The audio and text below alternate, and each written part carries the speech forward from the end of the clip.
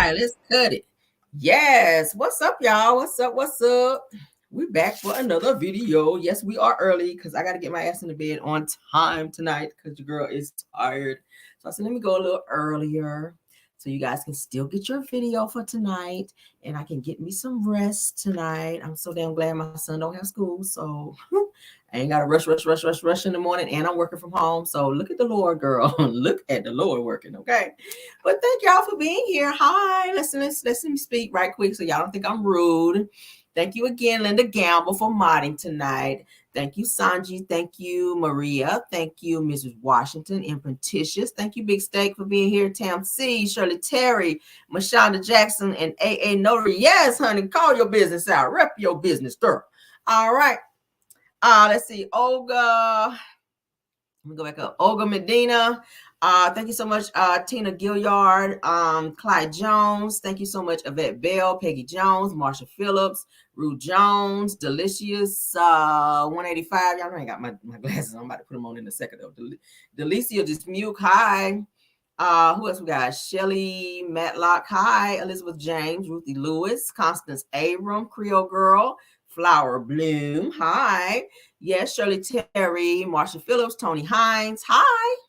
Hi, guys. Thank y'all for coming. Thanks, who said that. Thank you for being here. Mickey Finky, thanks for being here, dear. TKO 2890, Roblox mayor, player. Damn. I'm sorry. I just messed it all up. I'm so sorry. Thanks for being here, dear. Okay. Tanisha Harris. Hi. Or tonight, was it Tanasha Harris? Okay. I already said Olga. Okay. What's this? Desoto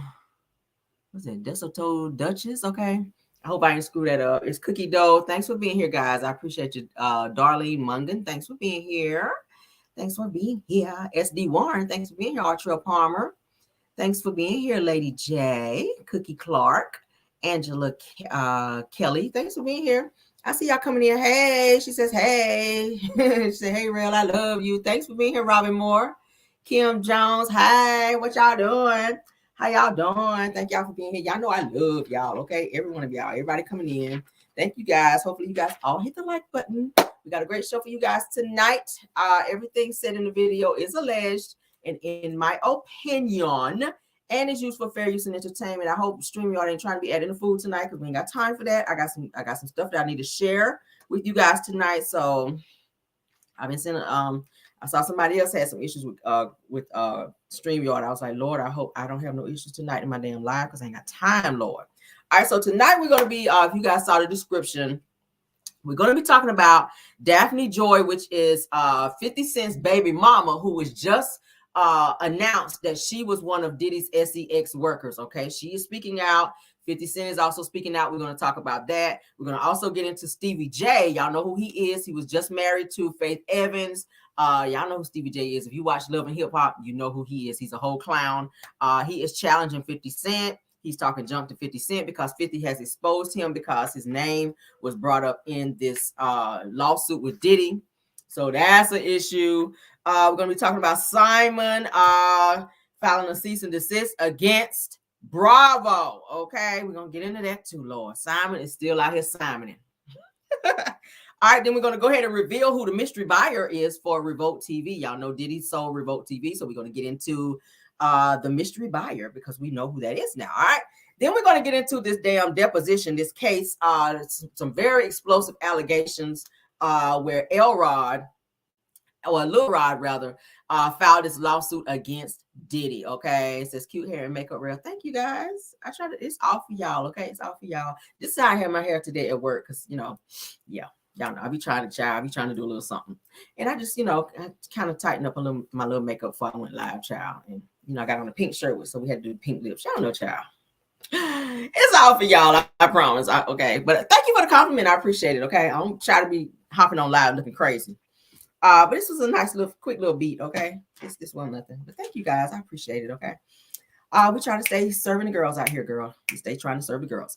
All right, so let's get into the show, though, okay? Let's get into the show. I got all my stuff uploaded. Hopefully everything works good, child. StreamYard, let's pray. Lord, let StreamYard do good tonight, Lord. All right, boom. Had to send that out in the atmosphere, child, because StreamYard be ripping. All right, let's get into the show. Let's get into the show. Who I got from my Maz. I know Linda can handle it. I only see Linda. I know Belle should pop in a little later. All right, let's get into it. All right, so Daphne Joy issues a statement after she was exposed as a SEX worker for Diddy. She worked alongside Young Miami, okay, as we know her to be Carisha, okay, from the City Girls. All right, the ones that ain't doing nothing right now. JT is on tour right now, but Carisha, she ain't doing shit but hiding from the feds. So let's get on into this topic. All right, let's go ahead and share because I got all my stuff pulled up tonight, Lord. I said thank you, Lord, for letting me be have all my stuff in order tonight because baby, okay. Yes, God. All right, that is her. She's a very pretty girl. She's a very pretty girl. All right, so Daphne Joy, okay, that's her name. She's issuing a statement. It's in a issue. She's issuing a statement towards her son's father, which we see is 50 Cent, after he has trolled her about the SEX worker allegation. She is mentioned in the lawsuit. We're going to get into that at the end of our show because I have the complete deposition, y'all. Oh my God, we about to get all in Diddy's business today, guys. Okay. Oh my God. So y'all get to see my reading skills today because baby, we gonna pick through this deposition. All right.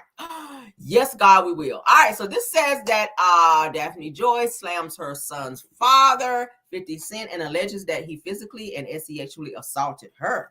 What the hell? Hold up now. Not 50. Not 50. Let me clean my eyes off, child, because child, we're gonna be doing a lot of reading tonight. Oh God, oh God. Lord, my reading Rainbow Days is gonna pay off tonight, Jesus. Okay. Anybody else used to watch Reading Rainbow? Take a look.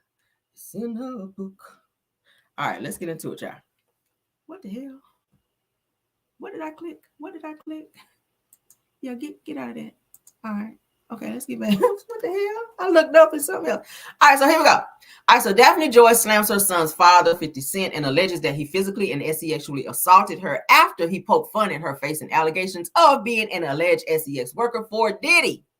All right, so let's go ahead and read these things. Shout out to Hollywood Unlocked because that's where we're reading, okay? All right, so this is what 50 Cent had to say. Y'all know his name is Curtis Jackson. I didn't know they were gonna put his whole good man, Curtis James Jackson. But this is what he had to say. All right, let me go on here too, because y'all know I like to have multiple stuff going when I'm reading, just in case we have some malfunctions here. All right, set that up so I can be looking at that too. All right, so let's get into it. Now, 50 Cent says, everything is a joke to you until our safety is compromised, which is happening now. Says that you are wreaking real havoc. Says that frenzy and chaos onto people's lives. Says that how would you feel if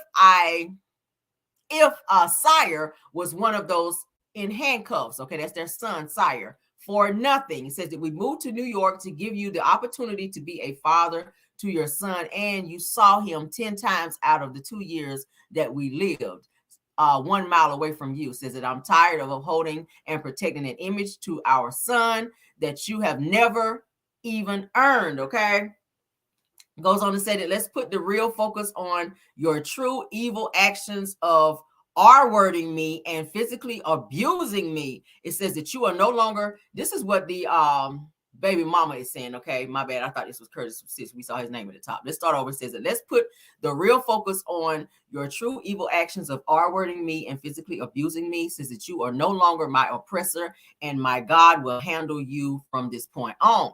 Says that you have permanently damaged the last hope that I had for you as a father to preserve our family with these last and final false claims made against me. Says that you have broken our hearts for the last and final time. So this is what Daphne Joy had to say to 50 Cent, as we all know to be Curtis Jackson, okay? All right, so let's move on to the next tab. She is still speaking, child. She also goes on to, as you guys can see here at the top here, that's Daphne Joy, 50 Cent's baby mother. She says that I am deeply hurt by the lies in Rodney Jones' lawsuit. It says that the claim that I am a SEX worker is 100% false and character assassination. She says I am retaining an attorney to explore all legal remedies against both Rodney and his attorneys, okay? This is her fake crying. This is her fake crying. don't see any tears, so I don't believe you. You are in the deposition. It is spelled out. There are dates and everything else that's connected to you. You're being tooted and booted, ma'am.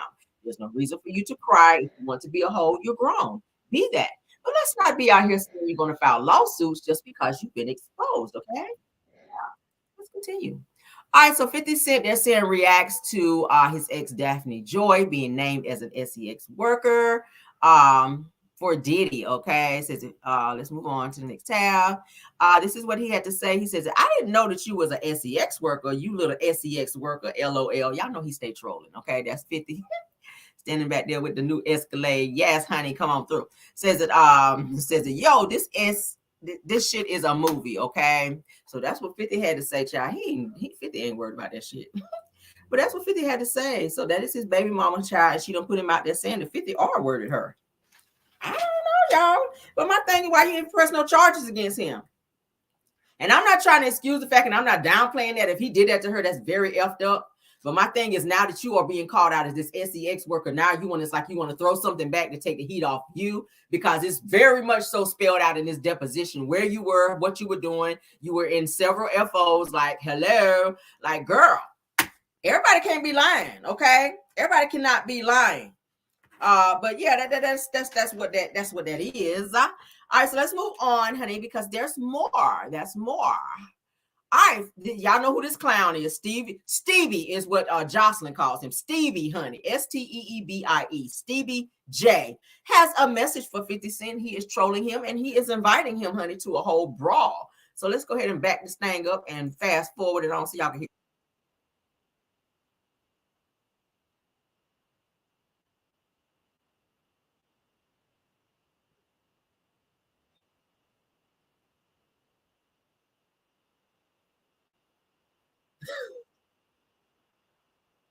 Hold.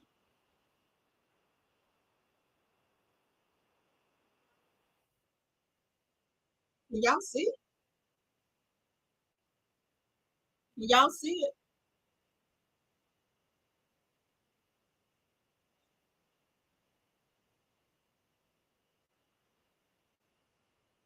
Yeah. That's a whole threat right there, sir. I don't think y'all can't see it. Somebody say yes. Let's stop sharing and then let's go back in it because I want you guys to be able to see. All right. Somebody said they could not see. Somebody said can't see, no sound. I know this bullshit ain't happening again. Hold on. Let's try one more again. Let's try one more again. Sucking little rod dick. Y'all see in here now? How we go? I want you to fade, nigga. Fuck all that. Since it's entertainment, let me beat the shit out of you on TV or something. Don't duck that. I'm calling you out. What you want to do, Curtis? Curtis, what's good, man? You and your feelings about Daphne? Is she would gang them? Or is it that you sucking little rod dick? How we go? I want you to fade, nigga. Fuck all that. Since it's entertainment, let me beat the shit out of you on TV or something. Ah, that's a threat right there. We can't be talking like that. Yo, we can't be talking like that, Stevie. Now, Stevie is in his feelings because he's been named in some things as well. Yes, Stevie's been named in some things in this lawsuit as well. Okay. Yes, he's been said to be one of the recruiters. He's said to be one of the alleged assistant traffickers, so to speak. We're gonna get into that. Stevie, I don't think you want that heat with 50 Cent because 50 does box. Okay. 50 does, for those of you who don't know, because I do follow 50. 50 got them hands, okay? Yeah, 50 got them hands. So he does box in terms of his workout. And he got hands. I'm just saying. And we done saw you fight before, Stevie. So you ain't got the hands like that. You probably want to step back on that one. I don't think you could take 50. I just don't think so. And that's probably why 50 talk as much shit as he do, because he do have hands. I mean, yeah. So you might want to dial on back. I kind of lost respect for Stevie J whenever he went after Faith Evans after that stupid ass marriage that the two of them had where they got drunk and was high in damn Las Vegas and went and got married. knowing that they asses never should have been married. Y'all been friends for years. Faith, you knew that this was a clown ass, fake ass, stupid ass nigga that you married, and you done went out here, child, with no damn prenup and married this nigga out here drunk and high in damn Las Vegas, only for him to turn around and file for spousal support on your ass. Now you paying him $10,000-$20,000 a month with his sorry ass. I have no more respect for Stevie J. I just do not. And Faith, I got to blame you, baby. I'm mad that you got to pay him that money. I'm kind of mad like it's my money. But bottom line is, you knew that Steve was a trash nigga. You knew him when he was all the way back when Biggie was alive in the studio. Like, hell, he helped produce a lot of the Bad Boy tunes back in the day. So he was hanging out in the studio all the time. I mean, hell, he talked about it in a documentary how he used to have a mad crush on you when you were back there with Biggie. So you knew who he was. You rubbed elbows with him. So for you to after all these years, let your guard down and let Stevie J, of all people that you could have married, this clown who got kids galore that he ain't even paying child support for, that was at one point in time $1 million behind in child support, coerce you into getting high and drunk in Las Vegas, allegedly, and getting married without a prenup, girl, with all the money and royalty checks that you get a month. I don't know. I lost respect for him. And the marriage child was just toxic as hell. They fought like cats and dogs. I didn't like to see her go out like that. I'm like, girl, you Faith Evans. You know better. You are Faith Evans. What are you doing? Yeah, Faith be on the Coquiana too, child. I hope she ain't on the shit no more, but they said Faith be on the Coquiana, and we already know what Stevie be on. We already know what Stevie be on, but yeah, Faith, she's been on that Coquiana too. But baby, when I tell you, she still sings down. The Coquiana don't be stopping them vocal cords, honey. That's what matters to me. Now, I hope she do get off the Coquiana because she is a mother. But yes, child. Let me get him off my screen because I can't take him, child.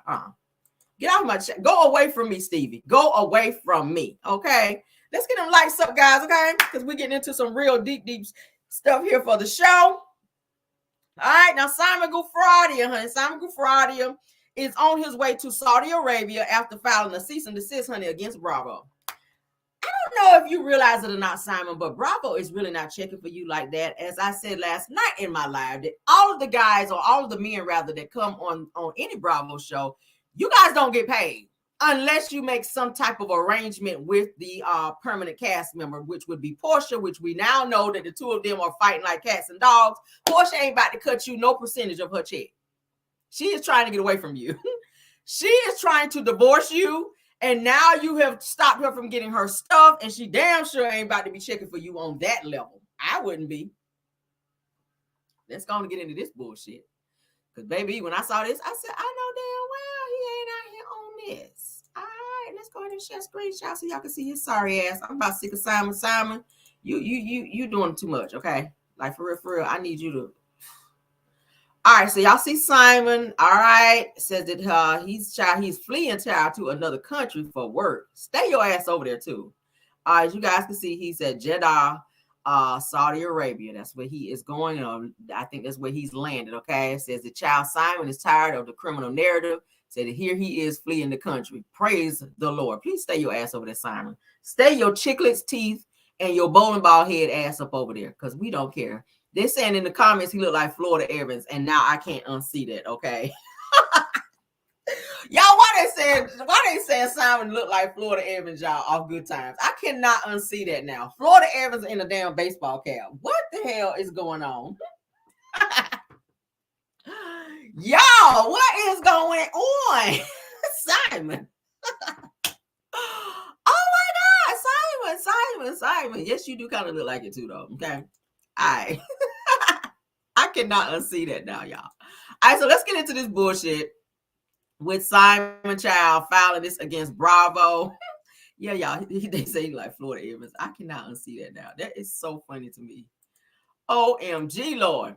All right, so shout out to the Neighborhood Talk, baby. It says that not here, honey. It says that Simon Gufradia, honey, files a cease and desist to stop Real Housewives of Atlanta from filming at his Georgia mansion, child. Okay? Y'all in the comments. Oh my God. So let's go ahead and read what they're saying. As you guys know, that Simon Child over there with them ashy ass feet, honey, with his sandals and his pajamas on, child, with all them damn teeth.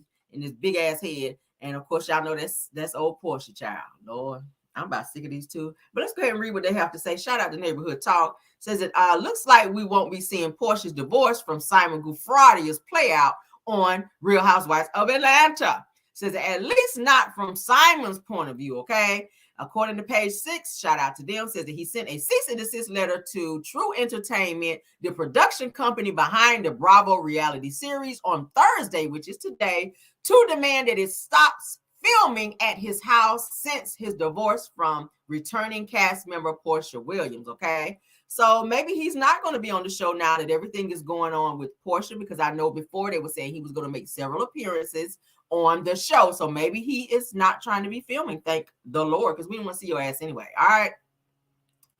Let's continue. It says that per the documents that Simon says that he is the legal owner of the Georgia mansion that they share and no longer permits any filming to take place at the residence. Says that if you can recall that we previously reported that Portia accused Simon of changing the locks on the home before fleeing to Dubai rather. Says that, however, Simon says that Portia showed up to the home with powers. Okay, so that is what they're saying.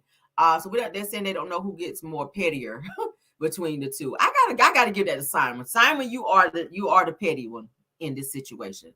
Portia, do I feel sorry? I can't feel sorry for you because you went into this blind. You went into this not doing your homework. You went into this feeling like you were going to one up somebody else, another woman. Okay. You went into this the wrong way. And now you're getting the same thing that the prior wife got. I mean, damn, what you expect? You sat back and watched him troll Fallon. So what you thought he was going to do to you? You sat back and watched him throw Fallon shit out the house. What you thought he was going to do to you? We already talked about this, girl. So maybe he's just going to leave Portia alone now that he doesn't want them to come and film. And he can just move on with his life because, baby, ain't nobody checking for you, Simon. I'm serious. I'm promise you nobody is checking for you. Like, for real. No, nobody is checking for you. Says can't be a housewife if you can't go in the house. They got jokes. Okay. They have got jokes. Okay. Somebody said his home, his rights. I agree. His home, his rights. I don't know, Simon, because I know whenever they purchased that house, because I remember, okay, the house is in Roswell, Georgia. Okay. That's just how much I did my homework.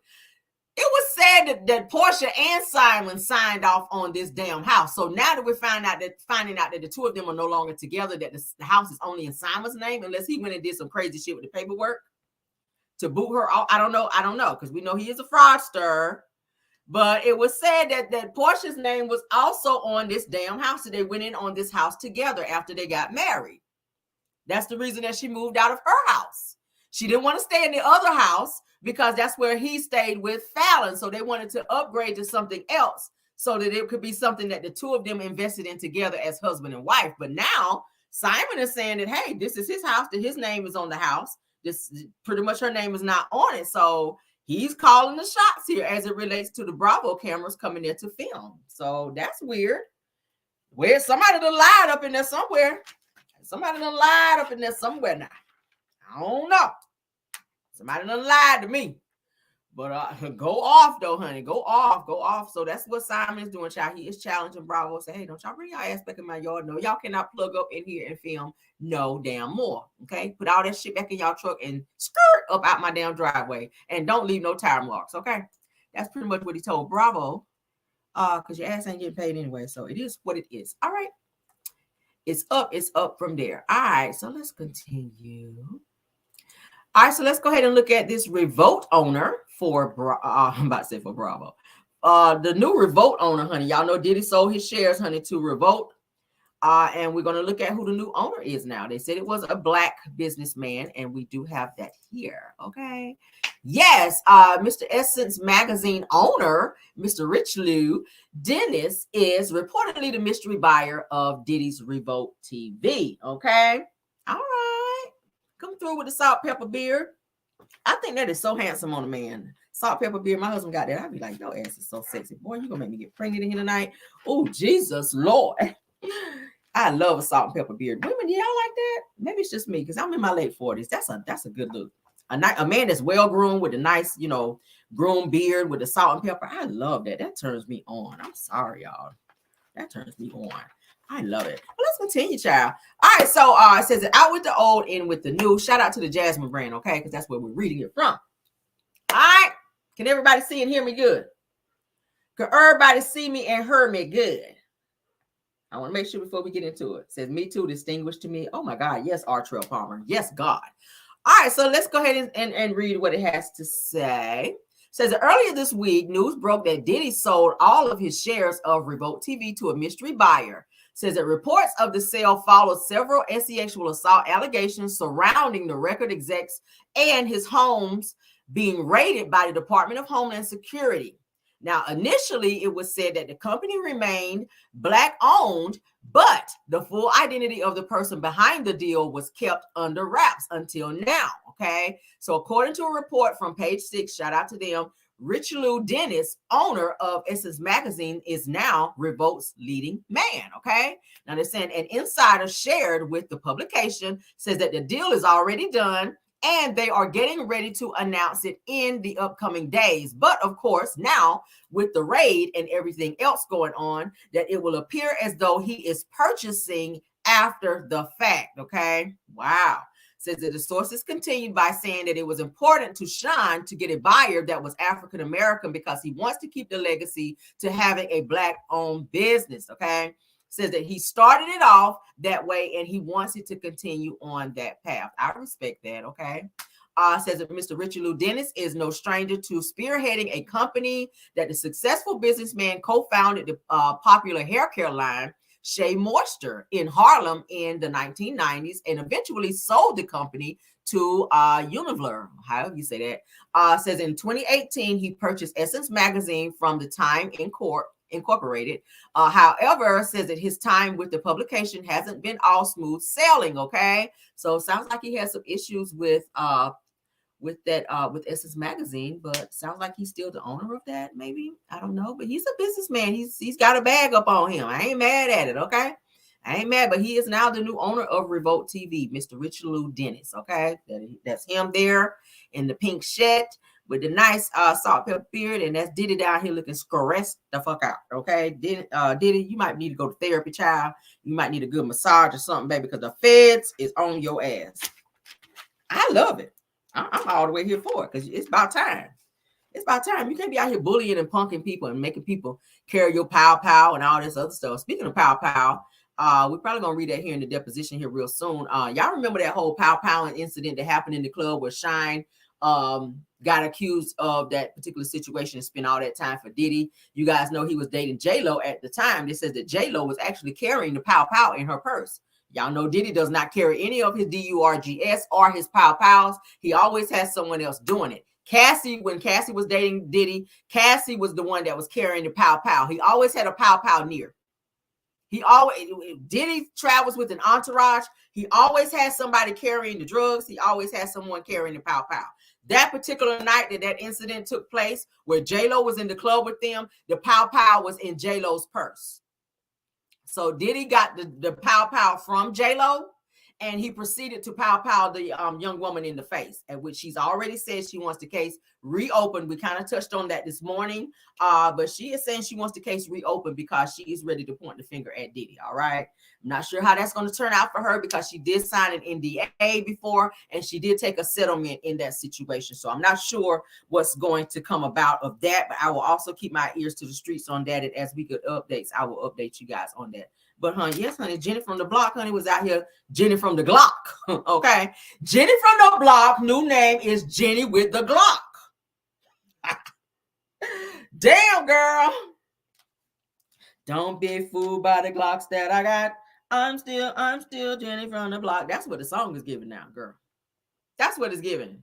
Don't be fooled by the Glocks that I got. I'm still Jenny from the block.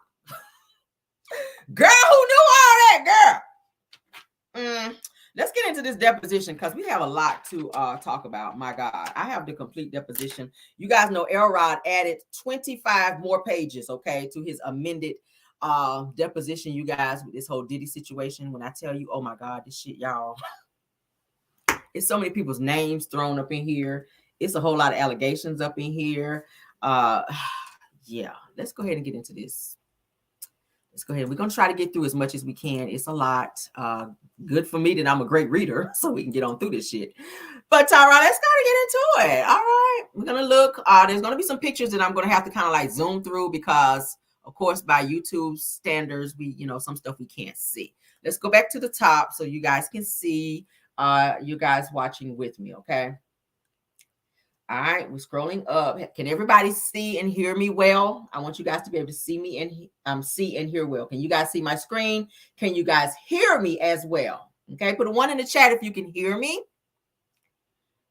Please put a 1 in the chat if you can hear me. I see ones coming up, okay? Because when I start reading, I don't want people saying, oh, I didn't hear that. Can we go back? Something happened. I can't hear. All right, I see 1. I see 1. Okay, yes. Great. All right, so as you guys can see, United States Federal Court, Southern District of New York, okay? Rodney Jones, which is the guy that filed the lawsuit against Diddy, is versus Rodney Jones is the plaintiff versus Sean Combs, Justin Dior Combs, which is Diddy's son, Ethiopia Habertham, she is like the she works with Bad Boy Records, Lucian Charles, which is the CEO of the record company, Christian Coleman is kind of like the Ghislaine Maxwell of Diddy. She handles all of the payments and stuff like that. She tells the girls what to do. She makes sure that the FOs run smoothly. Callis Records Studios, Love Records, Motown Records, Universal Music Group, Combs Global Enterprises, John and Jane Doe, 1 through 10, and ABC Corporations 1 through 10 are the defendants, okay? You guys can see that on my screen. Case number 24-1457. This is in civil action, okay? It says jury demands. All right. There are some trigger warnings here, as you guys can see in red. All right. So we're going to skip over this because this is just naming who is actually in the actual lawsuit. Okay. All right. We're going to skip over that. That's just the judicial and revenue. We don't care about that. That's just, we want to get into the whole meat and potatoes. All right, we see the parties here, which is the plaintiff. Rodney Jones is an American artist, music producer. Mr. Jones resides in the States in New York and California, okay? Defendant Sean Combs is a rapper. We all know who he is. Let's continue. As you guys can see, civil 1 of 24, CV 01457, document 1, file 226 of 24, page 3 of 73. Good God. 73 pages for your ass Diddy, okay? All right, so now the defendant, as you guys know, that's Diddy child looking like Grady from Stanford and Son, and stressed the hell out. That's Diddy looking like Grady. All right, so now the defendant, Sean Combs, that's him. Defendant Justin Dior Combs, which is down here, okay? That's Misa Hilson Brim's son with Diddy. Now, they're saying that he's not the biological father, that his father was pow-powed by another guy who used to hang in those streets out there. And when they showed a side-by-side picture of him, he looks just like him. I don't think that is Diddy's son. I don't think Diddy is his biological son, but he has raised Justin Combs as his son. All right. So it says that defendant Justin Dior Combs is the son of Mr. Combs and Misa Hilton. Jay Combs is Justin Combs was born on December 30th of 1993. He is a producer and actor. He has appeared on TV series like Catfish, the TV show Wild and Out, and Hip Hop Squares. Defendant Justin Dior Combs resides, and it gives his address. Okay, we're going to move on past that. Defendant Justin Dior Combs, which we know is Diddy's other son. Okay. This is Mr. Lucian Charles. This is the man who is the CEO or former CEO of Defendant Motown Records, okay? And the parent company of Defendant Love Records. Defendant Habertham resides, that gives his address. Ethiopia Habertham is the defendant, hold on. That's the, okay, defendant Ethiopia Habertham is the former, that's her. All right, I'm kind of jumping the gun here a little bit. All right, so defendant Christian Coram, which is this lady right here that I'm pointing where you see my mouse, okay? Just so you guys can put a face with a name when we start reading, all right? We're getting ready to get into the case here, all right? So this is just showing everybody that's being sued. It's just giving a breakdown of who they are, okay? Little Rod Jones, it's just talking about who he is, how he got started in the business, okay? All right, so let's keep going. And we're going to read. Okay. All right. Yeah. This is good. All right. So we're going to start right here. Mr. Jones is considered a music prodigy, says that his talents have led him to produce and create a commercial marketplace for music that has been recorded by some of the most prestigious and highly acclaimed artists in music history. Says that throughout the duration of his career, Mr. Jones has worked the South Side of Chicago music scene, playing with the following and legendary greats: Georgia Mass Choir, Donna Lawrence, the Clark Sisters, hey, and Smokey North, a great artist. Says that on or about August of 2022, Mr. Jones received a call from Mr. Combs requesting that he produce several songs on a rhythm and blues album titled The Love Album Off the Grid, okay? It says that Mr. Jones agreed, and his life has been detrimentally impacted ever since, okay? Now we get ready to get into this lawsuit. As you guys can see, if you're looking, TD Jake's name is mentioned in here, as I mentioned this morning. Now it says that from September of 2022 to November of 2023, Mr. Jones produced 9 songs on Mr. Combs' Love album. It says that Mr. Jones lived with Mr. Combs for months at the time, spending holidays, birthdays, and missing major family events. Says that Mr. Jones resided at Mr. Combs' residence located in Los Angeles, California, New York City, and Miami, Florida. Says that Mr. Jones also spent several weeks in a yacht, or on a yacht rather, rented by Mr. Combs in the U.S. Virgin Islands. Says that throughout his times with Mr. Combs, that Mr. Jones witnessed and experienced and endured many things that went far beyond his role as a producer on the Love album. Says that the claims raised in this complaint have been corroborated through witness statements, video, audio recordings, and images that Mr. Jones has in his possessions, okay? It goes on to say that Mr. Combs required Mr. Jones to record him constantly on several occasions. Says that Mr. Combs took Mr. Jones' cell phone and began recording himself.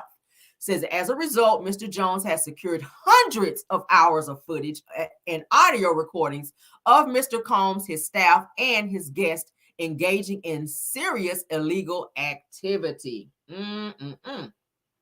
Lord have mercy. It's getting into the meat and potatoes, y'all. It goes on to say that Mr. Jones has secured irrefutable evidence, says that the acquisition, use, and distribution of ecstasy, cocaine, GHB, ketamine, marijuana, and mushrooms, Lord, says that the displaying and distribution of unregistered illegal firearms. So that all of these things are recorded in Mr. Jones's phone, okay? We already know that ketamine was one of the things that Cassie spoke about in her lawsuit, in addition to the cocaine and the ecstasy, which is something that she said that the ecstasy was the first drug that Diddy ever gave her in a car when he was trying to coerce her into going out with him, okay? We already know about the ketamine that she mentioned whenever they were taking the FO. So I kind of connected that from Mr. Jones and Cassie's deposition, because those particular DURGSs were mentioned in both depositions. All right, let's continue. All right. Page 8. We're getting through this, ain't we? Page 8. Am I reading pretty good for y'all? Says that Mr. Combs provided laced alcohol beverages to minors and SEX workers at his home in California, New York, and U.S. Virgin Islands, as well as Florida. Says that Mr. Combs' chief of staff, Christiana Coram, they call her KK, instructed her staff to retrieve the DURGS so that she can provide it to Mr. Combs for his consumption. Says that Christian Combs drugging and sexually assaulting women. That's his son, okay? It goes on to say that Mr. Combs detailing how he planned to leverage his relationship with Bishop T.D. Jakes, I talked about that this morning, to soften the impact of his public image of Cassie's Ventura's lawsuit, okay? So that's why he started hanging out with T.D. Jakes once Cassie put out her lawsuit, to make his image look like he was not this person that they portrayed him to be in the deposition for Cassie, okay? It goes on to say that Young Miami's cousin and or assistant sexually assaulted Mr. Jones, okay? It also goes on to say that actor Cuba Gooding Jr. also sexually harassing and assaulting Mr. Jones as well. All right, says that the rapper redacted Mr. Combs' yacht, okay, consorting with underage girls and sex workers, and R&B singer redacted, they didn't mention that name, says that in Mr. Combs' Los Angeles home, consorting with underage girls and sex workers. Woo, woo, Diddy. Baby. All right. Now it's saying in Chalice Recording Studios, the pow-powing. This is going to talk about a pow-powing at the studios. I'm going to have to be very creative in terms of trying to read this, okay? All right, so it says, on or about September 12th of 2022, that Mr. Combs held a writers and producers camp at the Chalice Recording Studio in Highland, with 845 Highland Avenue in California. It says that present at this camp were Mr. Combs, his son Justin Combs, and Justin's friend named G. It says that Mr. G is a 30-year-old tall African-American male. It says that in addition to those individuals, that other musicians were present at the camp. Says that this writer has spoken to several musicians who attended the camp. It goes on to say that on the evening during this camp that Mr. Combs, J. Combs, and G were in a heated conversation. It goes on to say that the conversation was moved out of the studio and into a restroom adjacent to where Mr. Jones was sitting. It says that Mr. Jones was approximately 2 feet away from the bathroom when pow-pows rang out.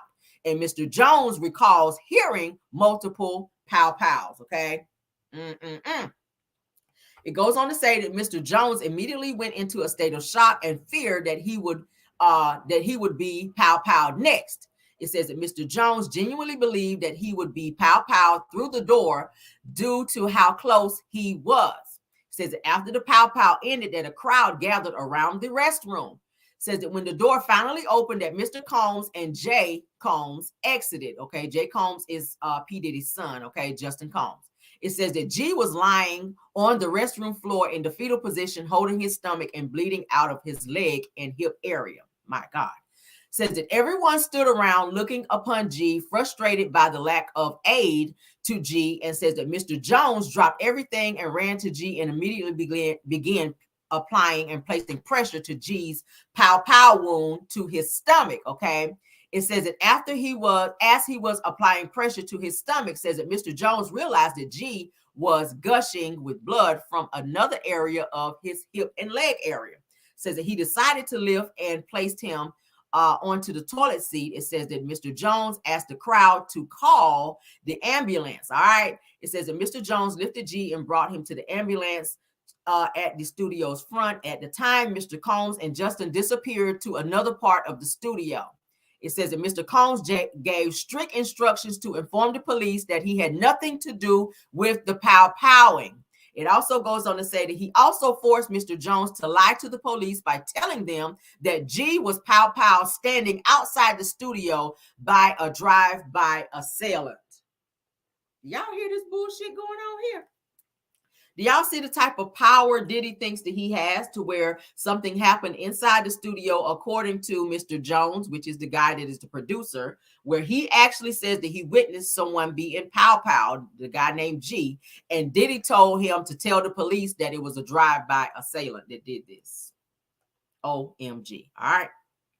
Let's continue. Let's continue. There is, as you guys can see in a post where they talked about a man was pow-powed outside a party at a Hollywood recording studio. So you guys see here where it says that he was outside of a party when it actually happened inside. Okay.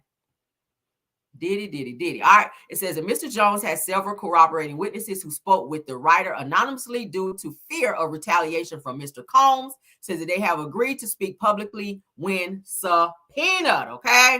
Woo, child, this is okay. Now I'm gonna have to fly past this, guys, because it's actually showing. Yeah. So Mr. Jones has the clothing that it says that Mr. Jones has the clothing that he wore the day that he believes that it may still have the stains and DNA from G's blood. Okay. All right. So I'm gonna have to because it's going to show that. All right. So let me stop sharing. Let me pass by it real quick because I don't want to show it. Okay.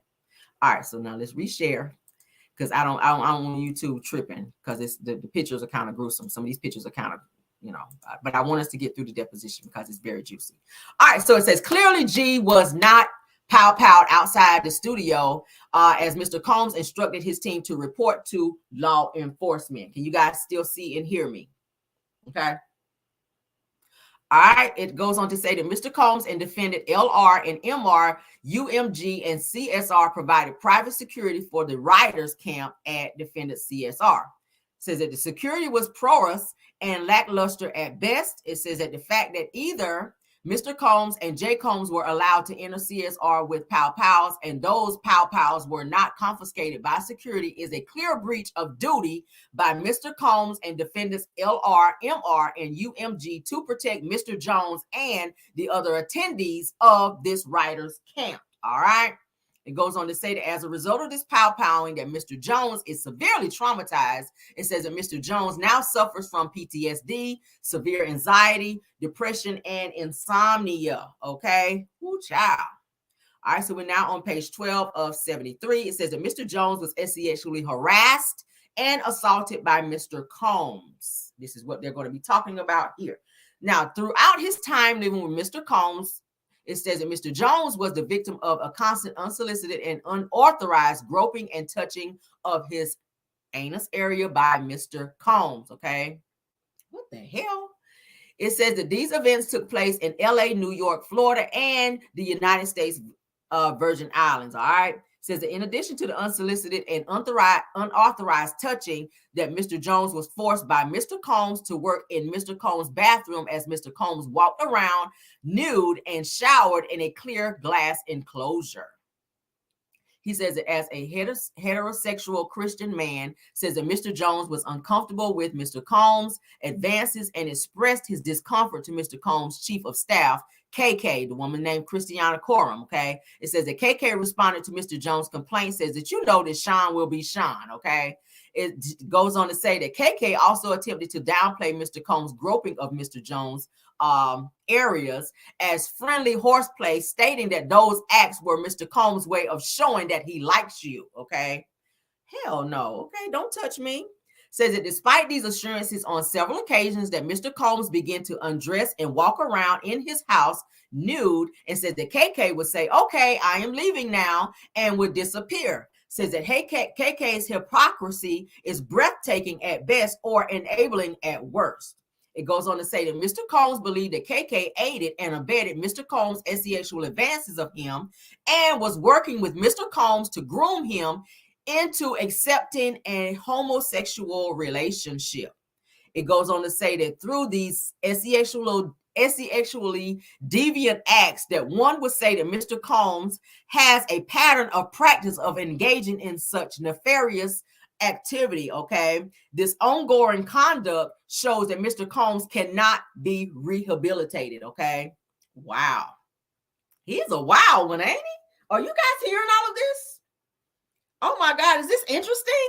Child, I got to grab my imaginary pearls, Lord. Oh, Jesus. All right, so now this one talks about Mr. Combs attempted to groom Mr. Jones into engaging in GAYSEX. All right, it says that Mr. Combs was aware that Mr. Jones looked up to and idolized music producer Stephen Aaron Jordan, which is Stevie J. Didn't I tell y'all Stevie J's name was mentioned in this lawsuit? All right, it says that Stevie J is an American DJ, record producer, and television personality. It says that Stevie J was part of the Bad Boy Records production team, okay, with Hitmen. We already talked about that. It says in 1997, Stevie J won a Grammy award for his work on Puff Daddy's debut album. It says that throughout the 1990s that Stevie J produced for several artists, including Mariah Carey, Tevin Campbell, the Notorious B.I.G., 112, Jodeci, Faith Evans, and Jay-Z, as well as Eve. I'm sorry, guys. Y'all know he used to also date Eve. He also had an SEX tape with Eve as well, okay? Caramel did see it. Moving on. All right, so Stevie J was one of the producers on the Love album as well, okay? So can't nobody tell me that he ain't seen some shit that was going on. If you working with Diddy, you've been working with Diddy since the 90s. Diddy been doing this shit since the 90s. So Stevie J, please spare me playing the gospel music on your recent live and trying to say that you praying for Diddy and that you don't believe none of the fucking allegations, okay? You've been around Diddy long enough to know the type of creep he is. So I ain't buying that bullshit at all. I'm not buying it. I ain't buying it. I don't care how many gospel songs you play, nigga. You was involved in some of this bullshit, allegedly. Moving on. Says that Mr. Combs used access to Stevie J and his knowledge of Mr. Jones' admiration of Stevie J to groom and entice Mr. Jones to engage in homosexuality. says that Mr. Combs went so far as to share a video of Stevie J. Okay, if you guys can see my screen, backdoor entering a Caucasian man without protection. It says that this was done to ease Mr. Jones' anxiety concerning homosexuality. According to Mr. Combs, this is a normal practice in the music industry. Says that, look, even Stevie J is doing it. This is what Stevie J told Mr. Jones. Says that, look, even Stevie J is doing this. Look at this video of Stevie J. Says that Mr. Combs informed Mr. Jones that he had engaged in sexual intercourse with the rapper. He did not say, which I saw somewhere else, that he was with Ja Rule, okay? Allegedly. All right, says that R&B singer, which they took the person's name out, and Stevie J. Says that Mr. Combs compromised, Mr. Combs promised to make sure that Mr. Jones wins Producer of the Year at the Grammys if he engaged in the act. Ooh, child. Says that the following are screenshots of the video in which we will not watch. Okay, let me stop sharing so I can zoom past. Okay.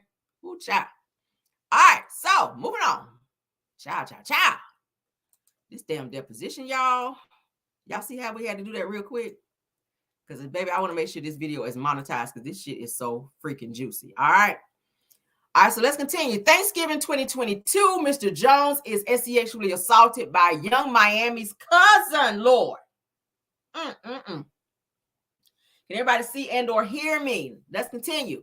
Says that on Thanksgiving Day 2022, Mr. Jones was in Mr. Combs' house located in Miami, Florida. Young Miami and her female cousins were also present. Y'all know that Young Miami lives in Miami, okay? Says that Mr. Combs was intoxicated and offered cocaine to Mr. Jones. Says that Mr. Jones rejected him and proceeded to walk into the restroom. It says that while using the restroom, Young Miami's cousin burst into the bathroom and began groping Mr. Jones. Says that Mr. Jones believed that Mr. Combs sent her in there to sexually assault Mr. Jones. Says that as she entered the bathroom, that she dropped to her knees and began performing fellatio. Okay. Says that Mr. Jones exposed private parts. It says that Mr. Jones pushed her away and exited the bathroom. Says that Young Miami's cousin did not accept Mr. Jones' rejection as she proceeded to follow Mr. Jones out of the bathroom. Says that she started undressing him and attempted to straddle him to, be intimate with him in the presence of Mr. Combs and the staff. So she's doing this in front of everybody. You guys, okay? All right, so that is him sitting with Diddy. That is Mr. Jones sitting here with Diddy, okay? It says that once again, Mr. Jones pushed her off. The following are images from a video of Young Miami and her cousin, Mr. Jones and Mr. Combs. Now I'm going to zoom through this because I don't know what the hell they're going to be showing there. Okay, now it says that Young Miami and her female cousin, blah, blah, blah. So that's that. All right, so Trafficking and Victim Protection Act. Are y'all loving this? Woo, this is wild, ain't it? Jesus. All right. Says now, throughout his time with Mr. Combs, that Mr. Jones was transported from California to New York, Florida, and the United States Virgin Islands. Says that during this time, that Mr. Jones was forced to solicit sex workers and perform sex acts to the pleasure of Mr. Combs. All right. It says that on or about February 4th of 2023, last year, Mr. Combs forced Mr. Jones to bring prostitutes, okay, and sex workers back to his home in Miami, Florida. Let's zoom, child. I don't know what these damn pictures are. All right, so it says that the on or about February 2nd of 2023, that an incident, Mr. Jones believes Mr. Combs DURG'd him, okay? Put something in his drink, gave him something that he wasn't supposed to have. Says that Mr. Jones recalls walking up nude, dizzy. Says that Mr. Jones recalls waking up undressed, dizzy, and confused. Says that he was in bed with two sex workers and Mr. Combs. Y'all hear that? Says that he woke up and found himself to be in bed with two sex workers and Mr. Combs. That's Diddy. Says that he also recalls aimlessly wandering around the house with no clothes on. All right. Ooh, child. All right. So it says on another occasion in Miami, Florida on Thanksgiving night of 2022, Mr. Combs asked Mr. Jones and DeFrost Taylor to enter the studio bathroom. What is it about this damn bathroom? It says that he asked them for a $100 bill because he wanted them to do cokiana with him. It says that Mr. Jones was scared, but luckily he didn't have a $100 bill, so Mr. Combs waited a little longer, or a little later rather, to do the cokiana with young Miami, which we all know to be Carisha. Says that later that evening, he required Mr. Jones to solicit SEX workers from Booby Trap on the River, located at, it gives that address. It says that Mr. Jones did so, and Mr. Combs forced him to engage in unsolicited acts with the workers, okay? All right, so that's the booby trap thing there. All right, so it goes on to talk about booby trap on the river. It says that as part of Mr. Jones' SEX worker recruitment tools, that Mr. Combs provided Mr. Jones with an exclusive bad boy baseball cap and required him to wear it to the booby trap on the river as a signal to any SEX worker he approached that Mr. Combs was in town and had sent Mr. Jones to recruit them. So they got a whole uniform that they out here wearing to recruit folk. All right, it goes on to say that Mr. Jones had no desire to visit Booby Trap on the River. Says that Mr. Jones had no desire to solicit SEX workers from Booby Trap or Booby Trap on the River. I'm sorry. Said Mr. Combs used his power and influence to intimidate and force Mr. Jones into soliciting SEX workers from Booby Trap on the River. As detailed below, it says that Mr. Combs used many tactics to maintain dominion and control of Mr. Jones. It says apparently these workers were accustomed to servicing Mr. Combs and would know that he is in town by the sight of the bad boy's baseball cap. Okay.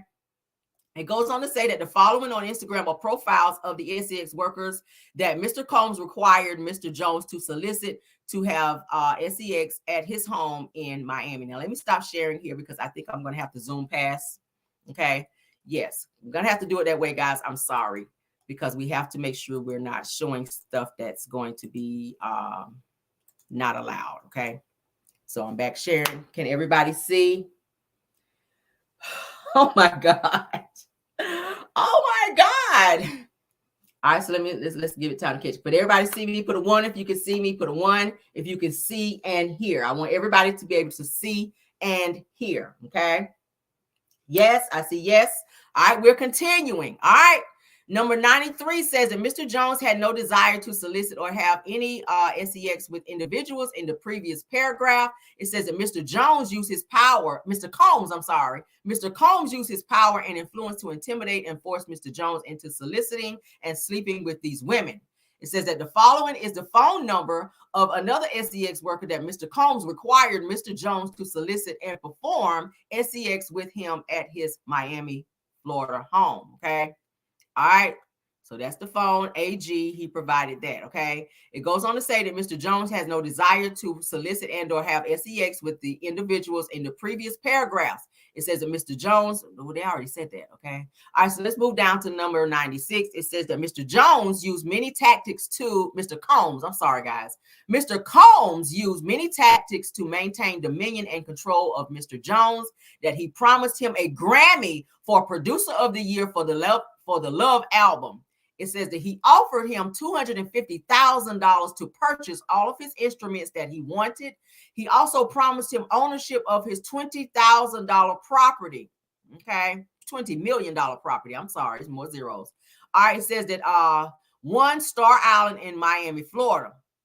Okay, which that was one of the houses that got raided on Tuesday. Okay, Star Island was raided this past Tuesday. Said that he promised access to record label executives like defendant Lucian Charles Granje and Ethiopia Habertam. Okay. Says that Mr. Combs would often switch up his approach. Said that he would go from promising Mr. Jones the world to threatening Mr. Jones with physical harm. Says that Mr. Combs threatened to, oh my God, I don't even know if I can say that.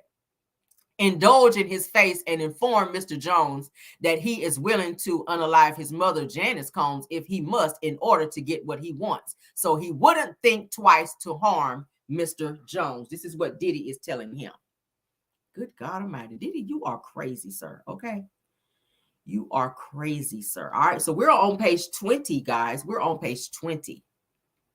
Now, this goes on to say that Mr. Combs and Jay Combs, which is Justin Combs, solicits DURGs, and engages in illicit SEX acts with minors and SEX workers. So his son has been groomed to do the same acts that his father, Diddy, is doing, you guys. My God. On or about July the 2nd of 2023 in California, Mr. Combs had a listening party at his home. Says that present at this party was an R&B artist, which their name is redacted. Says that Jay Combs, which is Justin Combs, SEX workers, and some underage girls. Says that the event began at 7 p.m. Mr. Combs requested that female SEX workers and required Mr. Jones to solicit them. An hour later, several SEX workers appeared. Says that in addition to SEX workers, that there were at least 5 women in the crowd that were under the age of 16. Mr. Combs forced all women to drink laced De Leon liquor. Says upon information and belief, says that Mr. Combs laced the liquor with ecstasy. Okay. Says that Mr. Combs, how do I know that that's true? Cassie said that in her deposition as well. So these two are kind of lining up with what was said over there and what was said over here. I believe it, okay? Because it said and alleged that Diddy does keep that on him at all times. All right. Mr. Combs did not check the identification of any of these underage girls, and the presence of these underage women made Mr. Jones very uncomfortable. It says that he attempted to leave, and Mr. Combs forced him to stay. It says that Mr. Combs went so far as to take Mr. Jones' car keys to prevent him from leaving.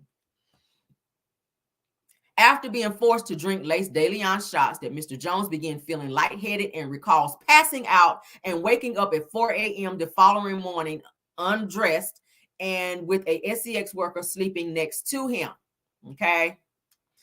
All right. So there's a screenshot. We got to fly by it, guys. Oh my God, y'all. This shit is unbelievable. Okay. Oh, Jesus. All right. Let me reshare. My God. This is crazy. All right. Mr. Combs and Cuba Gooding Jr. moments before Mr. Jones is assaulted. As evidenced by video of which screenshots are embedded below, it says that Cuba Gooding Jr. began touching, groping, and fondling Mr. Jones' legs, his upper inner thigh, his inner groin, and the small of his back near his buttocks and shoulders.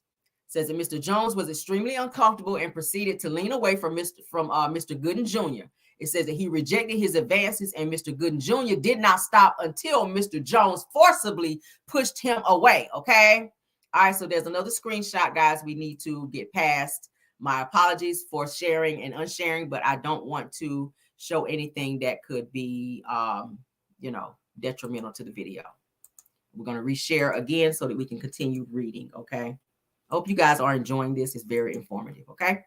Moving on, says the Cuba Gooding Jr. All right, so the Love album. They're getting into the Love album. All right, let's get into that. It says that throughout this time with Mr. Combs, Mr. Jones was under implied work for hire agreement. Okay, everybody can see in here. I hope so. All right, said that he was not compensated for his time living with Mr. Combs or for the songs that he produced.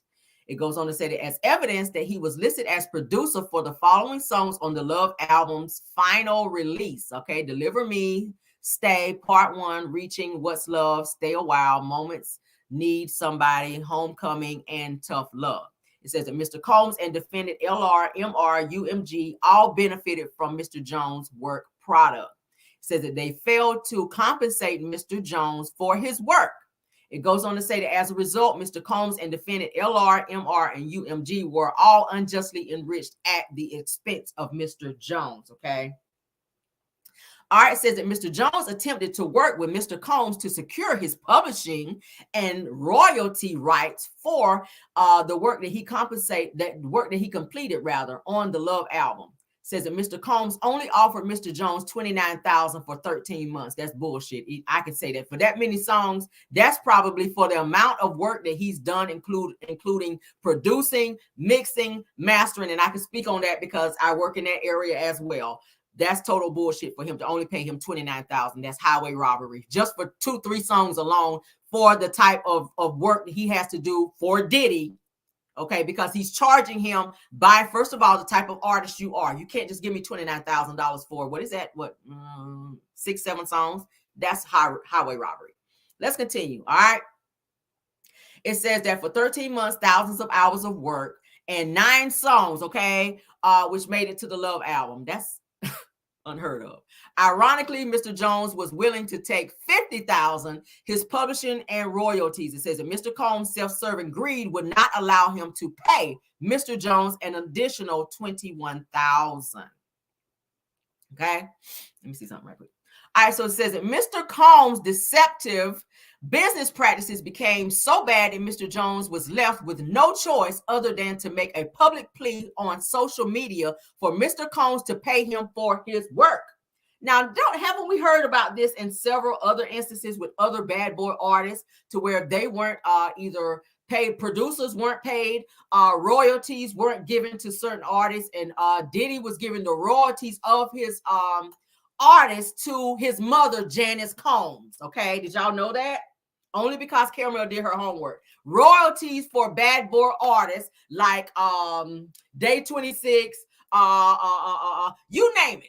Craig Mack, all of these people who worked under Bad Boy, their royalties for their music, they didn't get those. That money was sent to Janice Combs, okay? Diddy's mother. Let's continue, though. Okay, so it says, after publicly requesting that Mr. Combs do the right thing and pay him fairly, says that Mr. Jones received an onslaught of threatening messages from Stevie J and Love Records and A&R DeFrost Taylor. Okay, let's pass through these pictures because I'm not sure about those. Okay. All right, so it says that Mr. Combs used his power and influence to threaten and intimidate Mr. Jones. All right, number 124 says that according to Mr. Jones, that Mr. Combs is very forceful and demanding.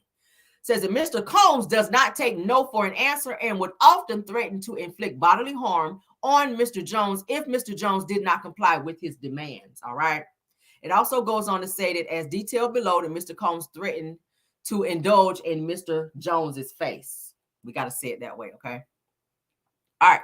So it says that on another occasion, while standing in Mr. Combs' bedroom, says that Mr. Jones was forced to watch Mr. Combs display his pow-pows and bragged about getting away with pow-powing people. Wow. It says that Mr. Combs shared that he was responsible for the pow-powing in the nightclub in New York with rapper Shine. Y'all remember when that incident happened? We talked about the woman who came forward to say that she is willing to, she wants that case reopened. Y'all know that Shine spent over 10 or so years in prison for Diddy for something that he did not commit. Let's continue. All right. It says that he shared that artist Mr. Combs' girlfriend at the time, which was Jennifer Lopez, aka J-Lo, carried the pow-pow into the club for him and passed him the pow-pow after he got into an altercation with another individual. Didn't I just tell y'all that? Well, y'all gonna listen to me. All right, so we are on page 26 of 73. Let's fly by. Okay, as y'all remember, that's J-Lo. Y'all remember J-Lo dated him. But she carried the pow-pow in the club, like I just told y'all before earlier in the live, for Diddy.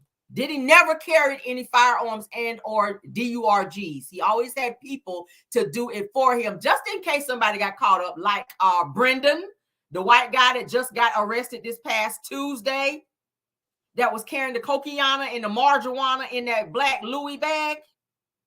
Let's continue. Says that the Pow Pow and Shalice Recording Studios confirmed Mr. Combs' statements. All right.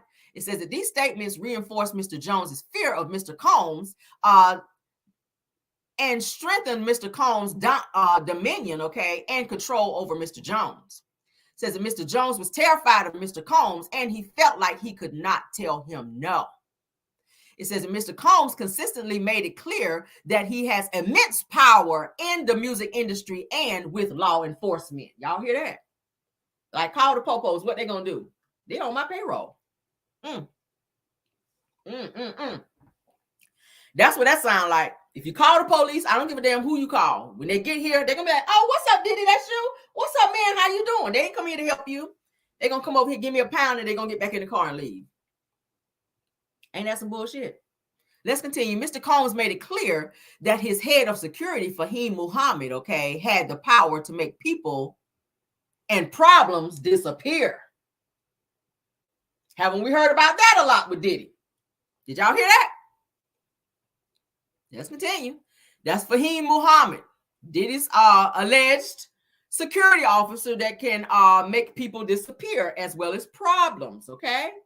We're putting a face with a name here. Y'all see it? That is him. I said that Mr. Combs instructs his staff to always contact Mr. Muhammad if they are ever pulled over by police in Miami or California. Y'all hear that? This sounds like privilege right here.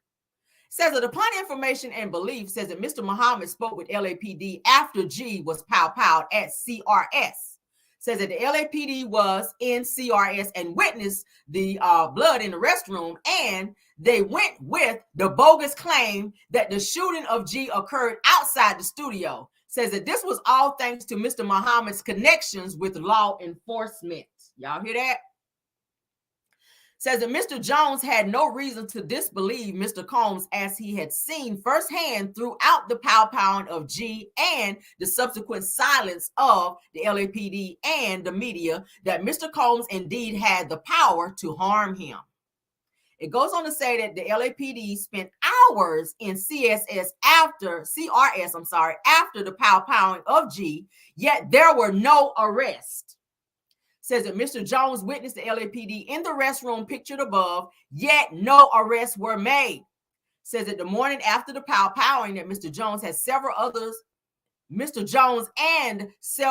arrived at CRS, and G's blood was still on the floor in the restroom, and Mr. Combs hired a cleaning crew to clean it up. Let's continue. We're on page 28 of page 73. It says that defendants Ethiopia Hapertam and Lucian Charles Grande, Motown Records, Love Records, and Universal Music Group aided and abetted and profited off of Sean Combs' RICO Enterprises. Lord, it's getting juicy, y'all. All right, number 141. We're on page 28 of 73.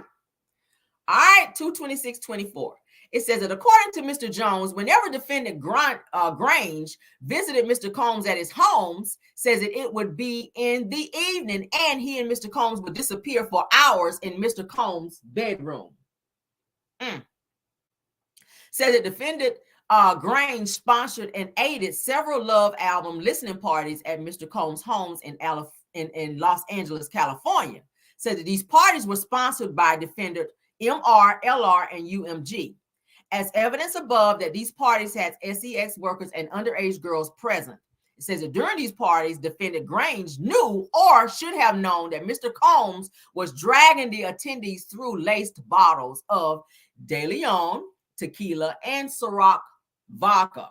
Okay, my goodness. Says that it is no secret that Mr. Combs has specific bottles of alcohol designated for females and other bottles designated for his staff, his artists, and himself. Says that this fact was detailed by former artists and bodyguards of Mr. Combs. Gene Deal spoke of that.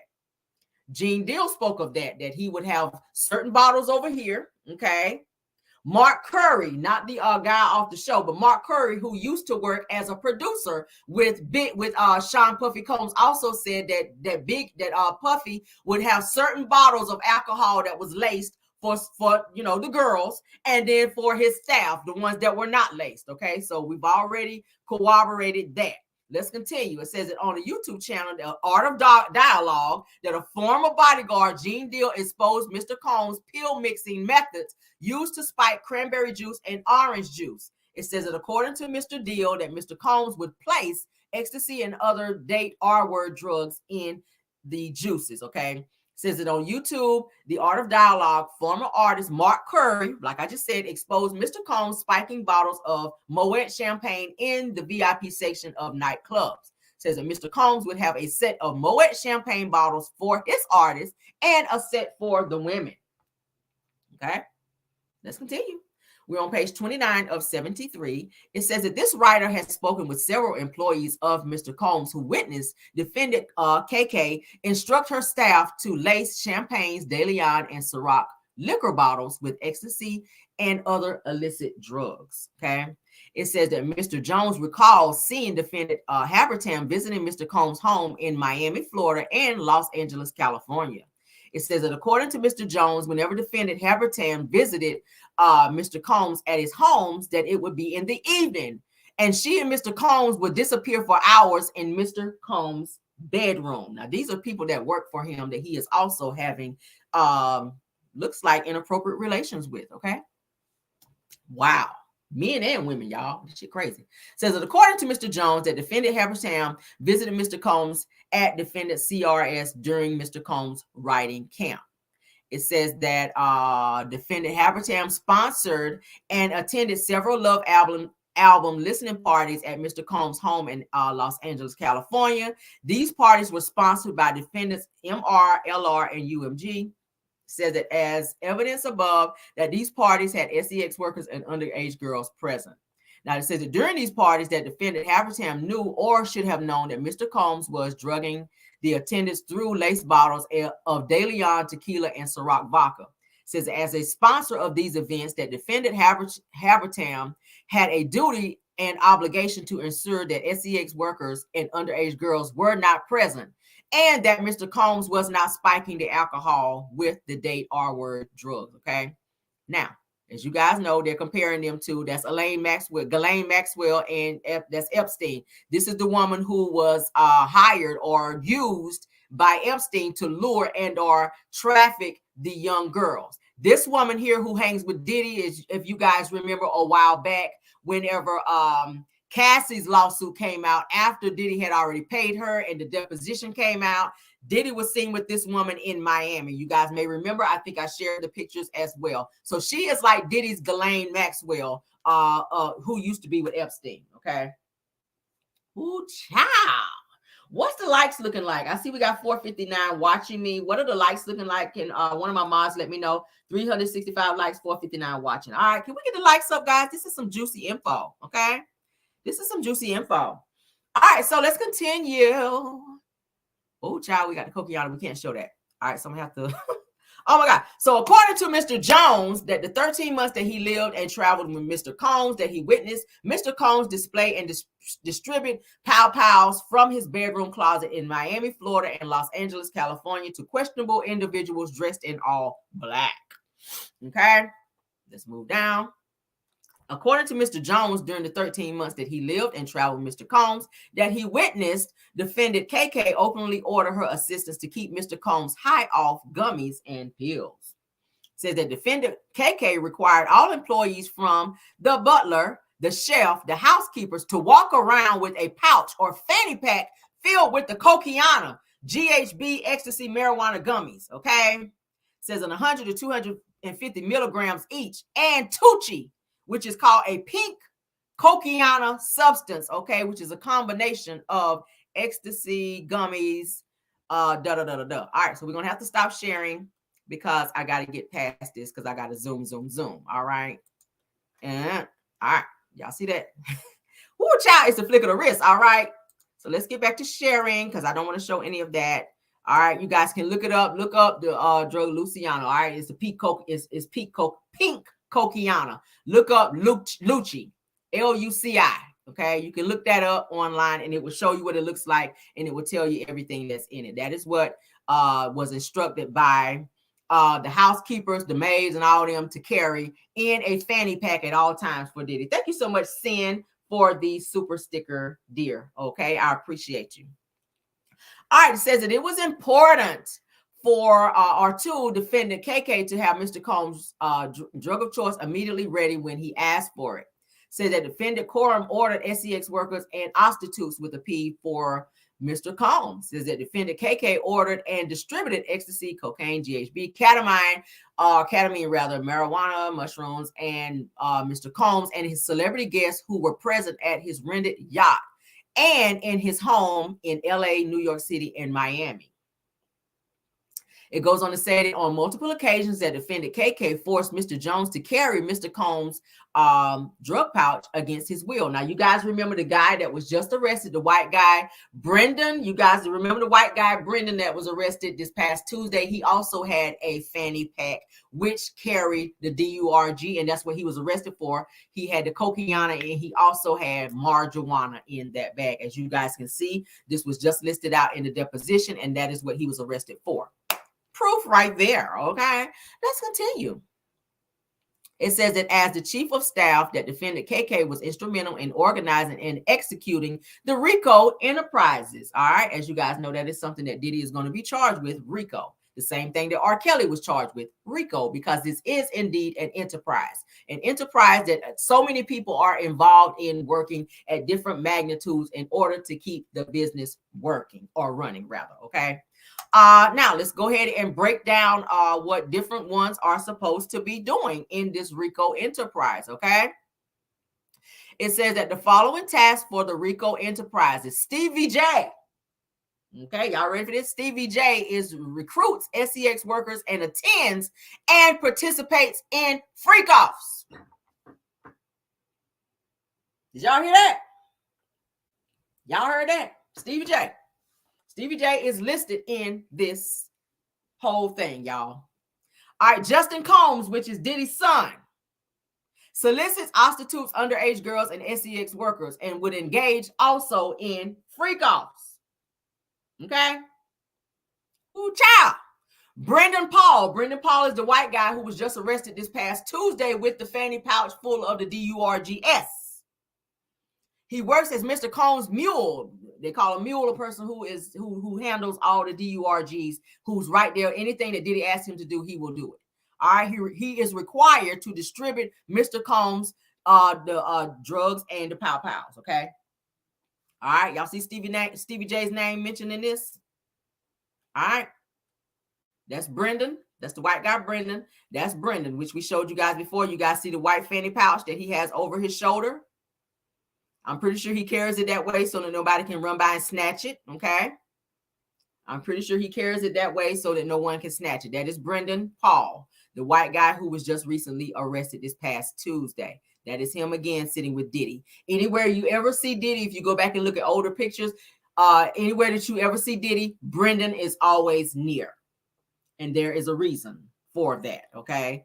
Let's continue. Frankie Santella works alongside Brendan. Okay, this is Brendan. That is Frankie right here. Let's scroll up a little bit. Okay, it says that while Brendan acquires and distributes Mr. Combs' drugs and pow pows, it says that Frankie carries the money and pays for the pow pows and the said cocaine. Okay, all right, so they're showing a picture here. That's Frankie Santella and that's Sean Combs. That's them two. So you can't never say you don't know this person, because here you are in the picture with them. Okay. All right. Moy Bond hires the SEX workers and attend and participates in freak-offs. Okay. Let's fly by that because I don't know what that is. All right. So Moy Bond, that says that Thanksgiving 2022, when Mr. Combs offered Mr. Jones cocaine. All right. Says that Mr. Combs funded and used his affiliates with local gangs and gang leaders who would frequent his homes in LA and Miami to secure the cocaine and the pow pows that he obtained and distributed out of his homes in LA and Miami.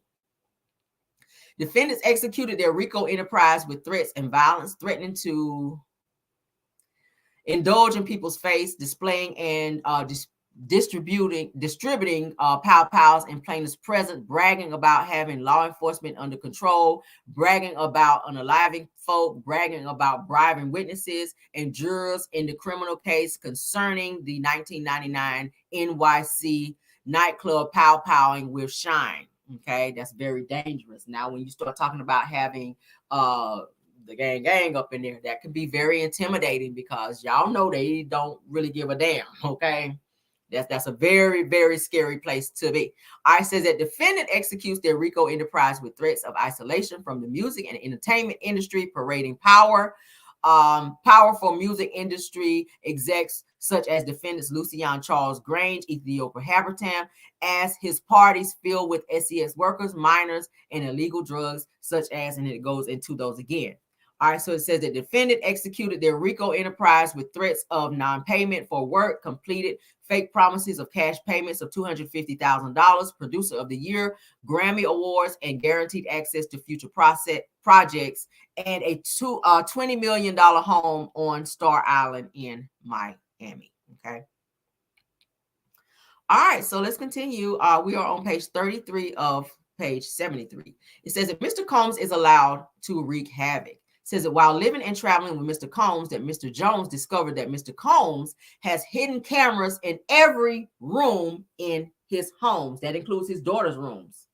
So that must be weird for them if they're in there trying to dress and or use the bathroom. There's no privacy. There's no privacy in no room in the house, you guys. Wow.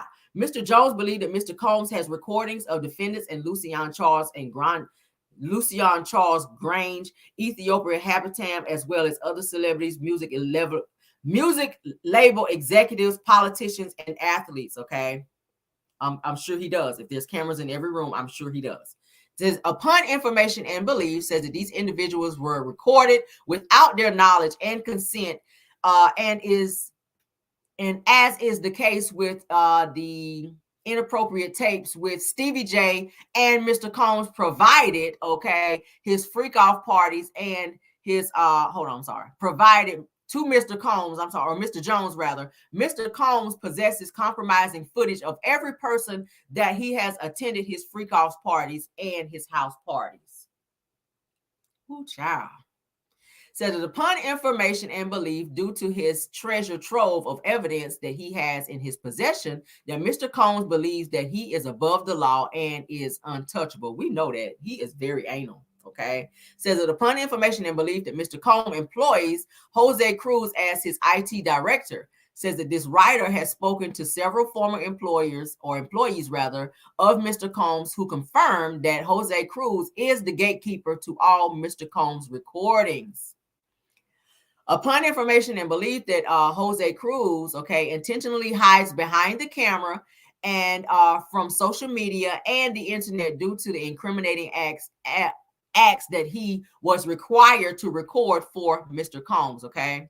All right, so that's showing that there's his phone that was used, okay? Jose Puff Tech guy, okay? All right, so let's continue. We're on page 34. Now, obviously, guys, we may not get through this tonight, so we'll do like a part 1, part 2 on this. It's starting to get juicy, okay? All right, so let's see. It says that first cause of action, conduct and participant in a RICO enterprise through a pattern of racketeering activity, violating of racketeering influence and corrupt organization act, confided at 18 USC, All right.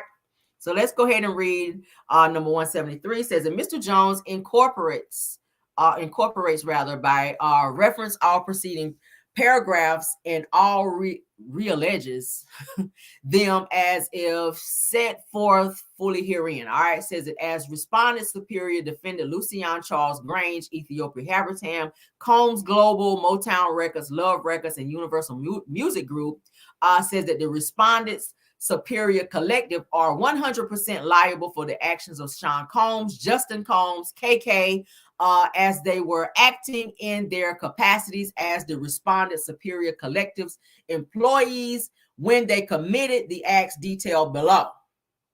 The respondent Superior Collective failed to inadequately monitor, warn, and supervise the actions of Sean Combs, Justin Combs, and KK. All right. Says that defendants are individually and or entities within the meaning of person as defended at 18 USC, and then it goes into that because each is capable of holding and does hold rather a legal or beneficial interest in property. Says that the association is composed rather of Lucian Charles Grange, Ethiopia Habitam, Sean Combs, Justin Combs, Christian Coram, okay, which they call her KK, Combs Global, Motown Records, Love Records, Universal Music Group, John and Jane Doe's 1 through 10, and ABC Corporations 1 through 10. All right.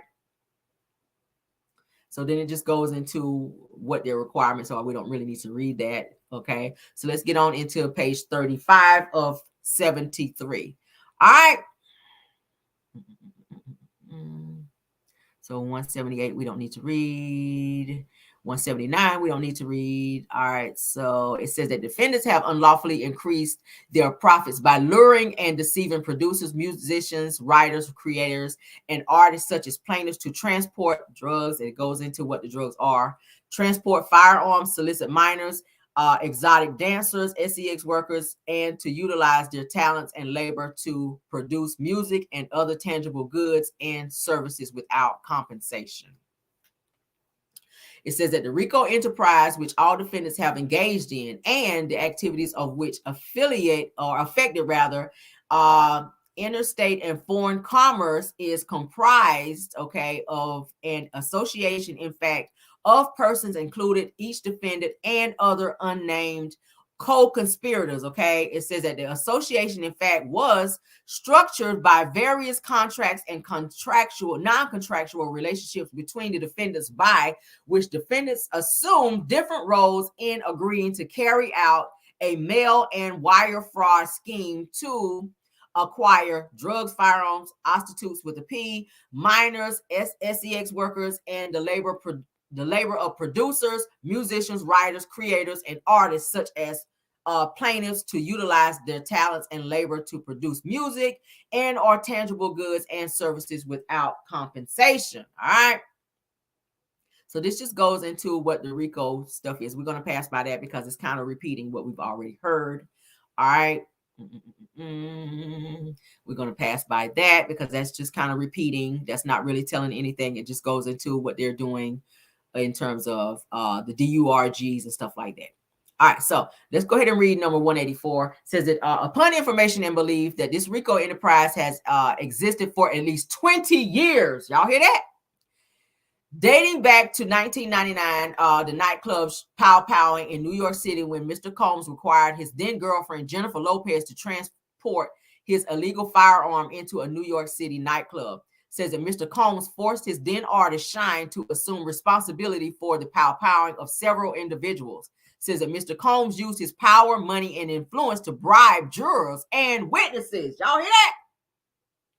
Such as the friend of the Pow Powing victim, Natanya Rubin. That's the woman that sued him and actually won the lawsuit, the one that's now trying to reopen the case. Mr. Tanya Rubin is the woman who was pow-powed in the face, who sued Diddy. She got the money from Diddy. She won that lawsuit, and now she's trying to have the case reopened. All right, says that who reported to law enforcement that she saw Mr. Combs and not Shine pulled the trigger and pow her friend in the face. Says that Natanya Rubin later testified at Mr. Combs' criminal trial that she was tying her shoe and may not have seen who pow-powed the weapon. Says that she later confessed that Mr. Combs paid her. Y'all hear that? He bribed witnesses and jurors, you guys. That is how he got out of that situation. That is so illegal. That is so illegal to bribe. Oh my God. Says that the RICO enterprise continued through the years, including during Mr. Combs' 10-year relationship with his girlfriend, Cassie Ventura. Cassie is being mentioned in this as well, guys.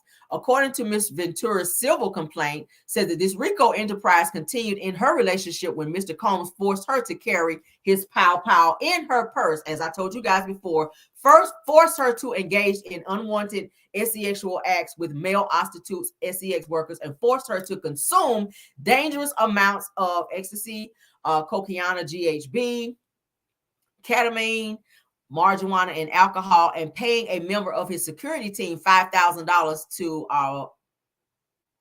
pow a vehicle of Kid Cudi's because he was jealous and insecure of their relationship. Okay, y'all remember that being talked about when Cassie's case came out. Okay, oh my God, this is so crazy. He is so dangerous. He needs to be locked up, y'all. Diddy needs to be locked up. I'm sorry. It says that the RICO enterprise continued from September 22 to present day. Says it as evidenced by the hundreds of hours of video and audio recordings in plaintiff's possession. It says the defendant Sean Combs, Justin Combs, KK, his assistant, and all staff all orchestrated, participated, managed, and executed the RICO enterprise by purchasing and distributing, and it names out all the drugs again, by purchasing and distributing firearms, by requiring the solicitation of sexual encounters with prostitutes, sex workers, and minors, by forcing artists, creatives, musicians, and producers to utilize their talents and labor to produce music and other tangible goods and services without compensation. Says that the RICO enterprise has functioned as a continuing unit and maintains an ascertainable structure separate and distinct from the pattern of racketeering activity, guys. Ooh, child. This is cray, y'all.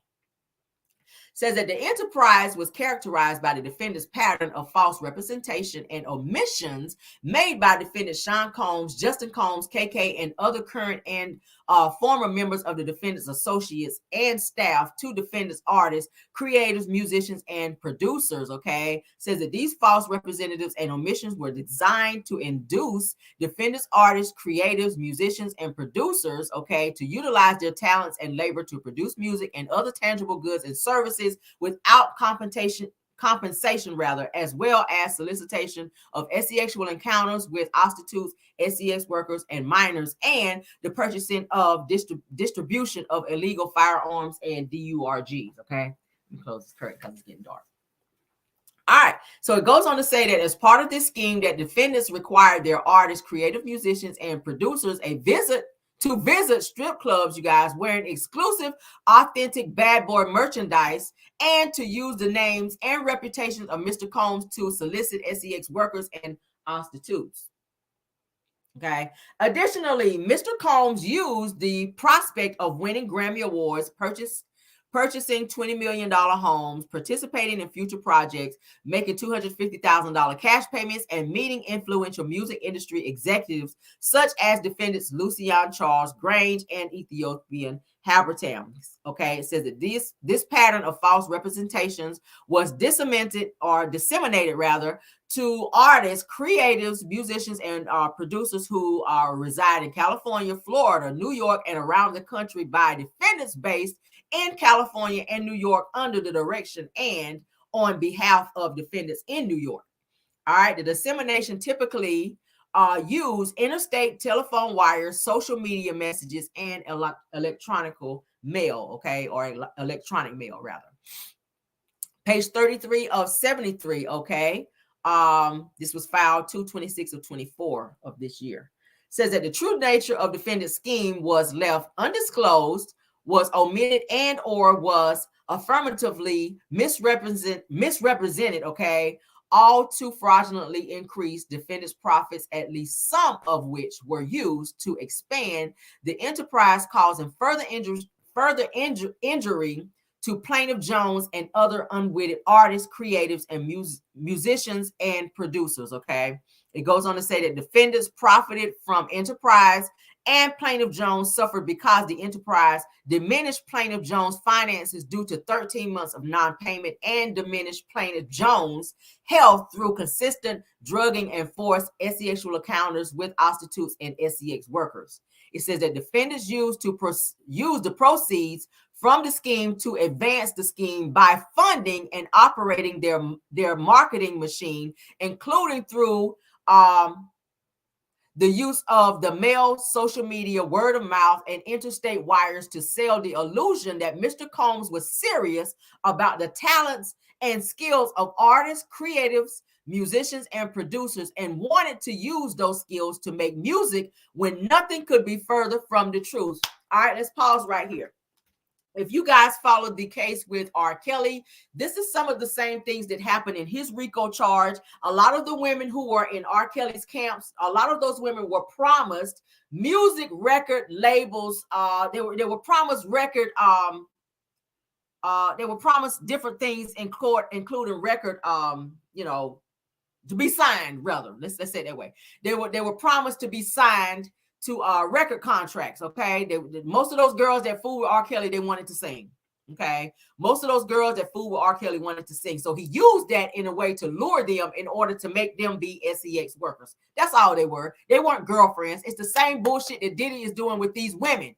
He did it with Cassie. He did it with Young Miami. He also did it with 50 Cent's baby mom. He's saying that these women are his girlfriends when in fact they are sex workers, just like R. Kelly did.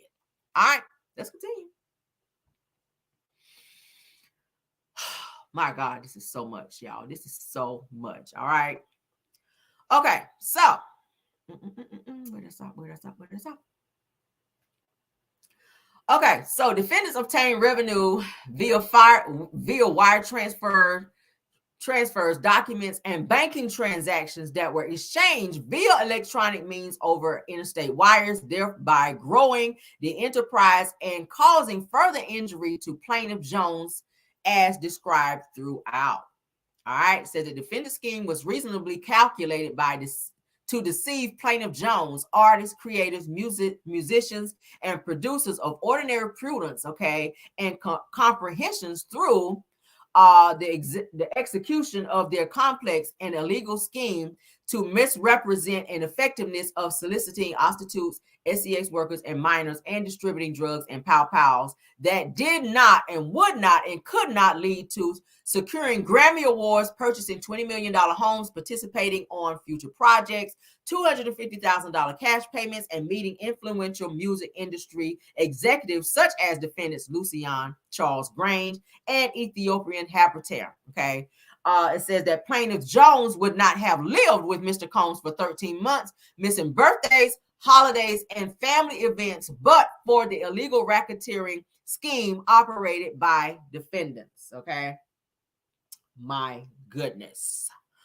It goes on to say that defendants each had the specific intent to participate in the overall RICO enterprise and the scheme to defraud plaintiff Jones and each participant in the enterprise as follows. Okay. It says that defendants Lucian Grange, Charles Grange, Ethiopian Habertam, Combs Global, Motown Records, Love Records, and Universal Music Group control and participate in the activities of the enterprise in a variety of ways as set forth herein, including but not limiting to developing and marketing scores of writing camps and listening parties, services that are marked to innocent unassuming artists, creative musicians, All right. I'm so tired of repeating that. OMG. All right. So this just goes on to just talk about kind of what we were still just talking about there. We're going to skip over that because that's not important. Okay.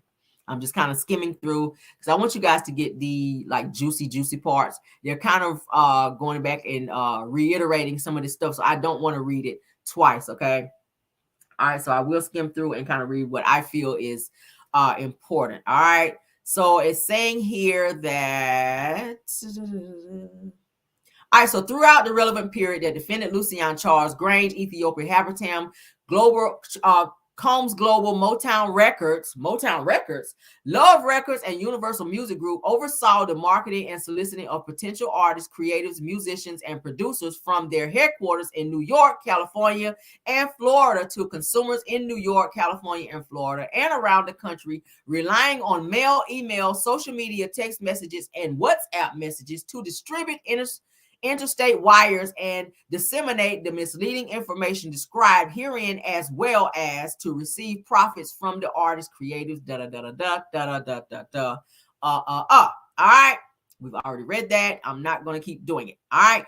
During the 10-year proceedings of the filing of this action to represent, okay, all defendants did cooperate jointly and severally in the commission of 3 or more of the predicted acts that are itemized at, and then it just tells that in violation as described in this complaint. Okay.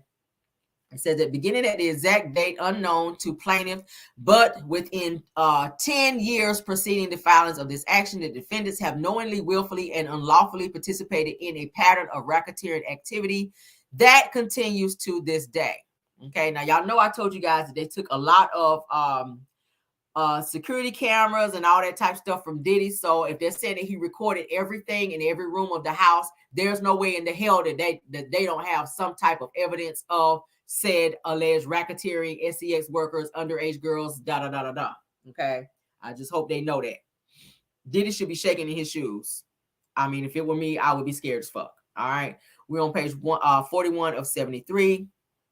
All right, let's skim because I'm not going to keep reading the same thing over and over. All right, we're going to skip that because that's still just kind of talking about the same thing. All right, this is talking about the mail fraud. Da, da, da, da. We don't care about that. We don't care about that. We're going to skim through. Okay, we have the entire thing, you guys. Okay. All right, so what is this said? Wherefore request that the court issues an order and grant judgment to the plaintiffs as below. It says that granting plaintiffs statutory, common law, and punitive damages and applicable pre- and post-judgment interest in full recompense for damages. All right, entering judgment according to the declaratory relief sought, granting plaintiffs such other and further relief, including without limitations, injunctive and equitable. Why I can't say that word? Equitable. I can't say that shit. Relief and the court deems just in Okay, so it's just saying what he's asking for and what he's going to get. All right. Okay, we don't care about that. We don't care about that. It's talking about them in the bathroom again. Okay. So Mr. Combs, all right, let's start here. It says, as described above, Mr. Combs frightened and placed plaintiff in apprehension of harm when he physically and sexually assaulted him from October 2022 to October 2023 in Mr. Combs' home in Miami, New York, United States Virgin Islands, and Los Angeles, okay? Number 223 says that Mr. Combs forcibly touched and attempted and or threatened to touch plaintiff's intimate areas and or touch plaintiffs with his own intimate body parts. This is Diddy, y'all. Ooh, child. says I read good. Thank y'all. I says that Mr. Combs violently griped and palmed Mr. Jones' anus area, you guys, and crotch without consent. Mr. Combs forced Mr. Jones to work in Mr. Combs' bathroom and watch Mr. Combs as he showered. They already talked about that. Why are they talking about it again? It says that Mr. Combs forced Mr. Jones to work in the studio while Mr. Combs stripped nude and get a body massage. Okay, it says that Mr. Combs forced Mr. Jones to work while Mr. Combs walked around undressed. It says as a result, Mr. Combs as a result of Mr. Combs' conduct, that plaintiff has suffered and continues to suffer harm, including physical injury, severe emotional distress, humiliation, anxiety, and other consequential damages for which he is entitled to an award of monetary damages and other relief. It says that the conduct of Mr. Combs described above was willful, wanton, and malicious. And it says at all relevant times that Mr. Combs acted with conscious disregard for plaintiff's rights and feelings, acted with the knowledge of or with reckless disregard for the fact that his conduct was certain to cause injury and or humiliation to plaintiff and intended to cause fear, physical injury, you guys, and or pain and suffering to plaintiff by virtue of foregoing. Plaintiff is entitled to recover punitive damages. Okay. Ooh, child. Ooh, child. All right. So it says the third cause of action, California's bystander negligent infliction of emotional distress against Mr. Combs and defendant Justin Combs. Y'all hear Justin Combs being brought up a lot in that. Now, if you go back to Sloan Bella's video, all right, the one, I don't like to say psychic lady, she's a medium. She actually spoke on that around this time, going into April, that Puffy was going to experience something in terms of what he's experiencing right now with this lawsuit, with them busting up in his home. So she already predicted and or talked about this. Okay, not that I'm pushing a medium on anyone, but it's just so coincidental that she was right about Kim Porter and Cassie's situation, and now she predicted this situation, and it happened the exact same way that she said it. Okay. She also said three people were going to also be mentioned in that. We keep hearing Justin Combs. We keep hearing what's the Habersham woman, Ethiopia Habersham, and also the other white guy who was mentioned in the. Let me scroll back up. the white guy that was also mentioned at the record label, okay? I don't know why I keep forgetting his damn name. All right, let's go on into this. 227 of page 45 of 73. We're going to wrap it up here soon because we're kind of getting into quite a while here. I don't want you guys falling asleep on me, okay? All right, so this is let's make this our last page, okay? And I'll make a marker on this so that we can continue here tomorrow. So we'll do a part 2. All right. So page, where are we? Page 45 of 73 of Deposition. Okay.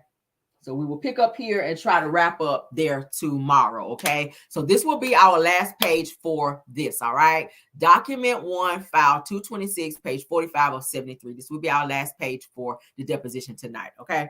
I want to appreciate you guys for hanging in there. All right.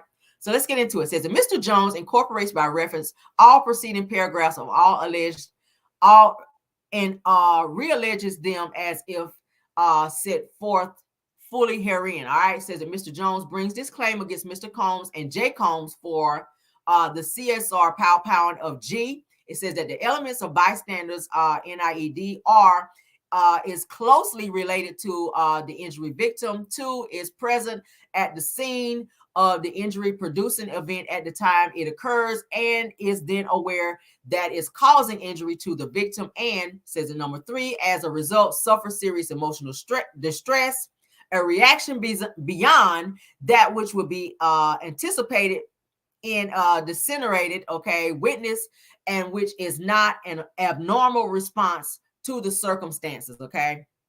Number 230 says, as detailed above, that Mr. Jones was 2 feet away from G as either J. Combs or Mr. Combs powwowed him multiple times in the restroom of CSR.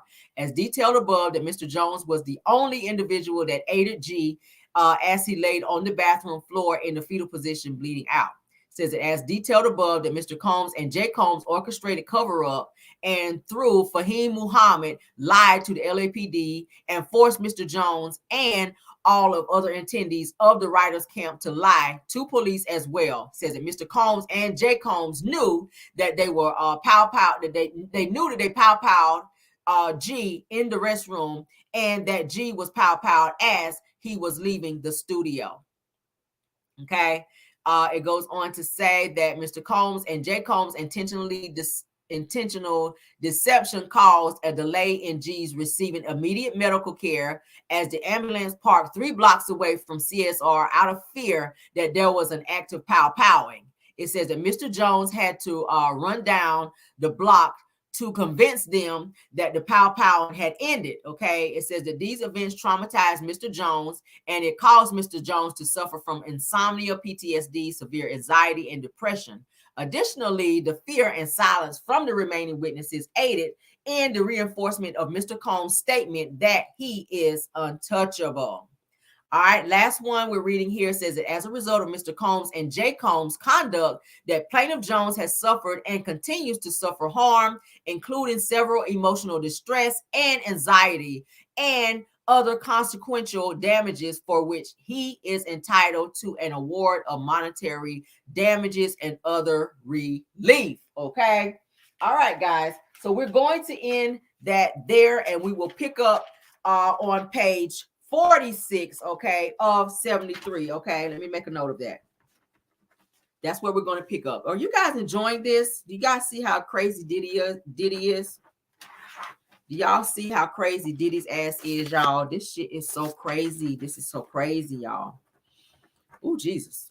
All right, so we will complete the deposition tomorrow. I will throw in maybe a couple topics, but primarily we will talk about and or finish up this deposition because we got pretty far. We're on page 46 and it ends on page 73. Okay, so that is where we'll pick up tomorrow. Okay, yeah. Did y'all enjoy this? Let's stop sharing. Okay, I'm gonna keep that up there. Did y'all enjoy this? Oh my God, did y'all see how crazy Diddy is? Do y'all guys see how much stuff he's gotten away with? And then the fact that he is using his son, he is grooming his son, you guys, to do the same exact thing. These are crimes. You can't be out here just powwowing people. You can't be out here with underage girls under the age of 16 at these crazy parties. You can't be putting things in people's drink and then they wake up nude with sex workers and prostitutes with a P laying beside them, y'all. This is some crazy shit. This is crazy. We're going to continue, and it's going to get crazier. It's going to get crazier. Are y'all enjoying this? I am enjoying this because I told y'all I'm nosy. Stuff like this, I love it because it's getting down into every intricate detail of what has happened. And this has been going on, you guys. It spelled it out in the deposition. This has been going on. This whole racketeering, this whole RICO thing, this whole sex trafficking thing has been going on for 20 years. R. Kelly's was going on for 30 years. Diddy, if they had not dropped in on his ass when they did, it probably would have been going on longer. And now that he knows that the feds is watching him, I'm pretty sure he's definitely not doing this bullshit, or he's being a little more careful. But y'all know they're watching him, and they're going through and sifting through all of the footage and phones and things that they recovered through different lock safes. Y'all saw the door that they busted in where Diddy was hiding some stuff. So he's got a lot of stuff that they're going through. They're going to get him. And the fact that he's pushing himself on and he's forcing himself on people around him is crazy. We've heard Stevie J's name brought up in this situation where he is said to be somebody who is an sex worker who participates in FOs, and he also recruits other people to be in FOs as well. We've heard about Cuba Gooding Jr.'s name brought up in this, and he was also said to be touchy-feely as well, and it was unwarranted behavior as well. So guys, we're going to get into it. It's more. Thank y'all so much. Maj, you guys did an awesome job. Somebody said Diddy is done, and now I'm waiting on Misa to drop all the bombs because she already said. Misa, I believe, already knew that her son was going down the wrong path by being around Diddy, because I think she knows what Diddy's doing.